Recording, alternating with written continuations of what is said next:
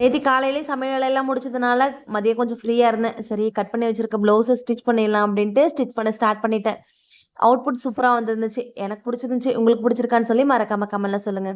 அப்படியே ஈவினிங் தம்பிங்கள அழைச்சிட்டு வந்துட்டு நைட் டின்னர் செய்ய ஸ்டார்ட் பண்ணியாச்சு. டின்னருக்கு இன்னைக்கு ஒயிட் குருமா தான் ரெடி பண்ண போறேன். தம்பிங்க காரமே சாப்பிட மாட்டேங்கிறானுங்க. அதனால தோசையும், ஒயிட் குருமாவும் ரெடி பண்ணலான்னு தான் ரெடி பண்ணிட்டு இருந்தேன். அதுக்காக கொஞ்சமா தேங்காய் பேஸ்ட் அரைச்சு எடுத்துக்கணும். என்னென்ன சேர்த்துருக்கேன்னு சொல்லி இன்கிரீடியன்ட்ஸ் கமெண்ட்ல குடுக்குறேன். தேவைப்படுறவங்க செக் பண்ணி பார்த்துக்கோங்க. ஃபைனா அரைச்சு எடுத்துட்டு, இப்போ ஒரு குக்கர்ல கொஞ்சமா எண்ணெய் விட்டு ஹோல் ஸ்பைசஸ் கட் பண்ண வெங்காயம், கொத்தமல்லி, கருவேப்பில, கொஞ்சமா புதினா சேர்த்துட்டு, இஞ்சி பூண்டு சேர்த்து நல்லா வதக்குனதுக்கு அப்புறமா, நம்ம அரைச்சு வச்சிருக்க பேஸ்ட்டையும் அது கூடவே சேர்த்து, தேவையான அளவு உப்பு சேர்த்து ஒரு 3 விசில் விட்டு எடுத்தோம்னா, சூப்பரா ஒயிட் குருமா ரெடி ஆயிடும். அது கூட மொறு மொறுன்னு தோசை வச்சு சாப்பிடும்போது செம்ம டேஸ்ட்டா இருந்துச்சு.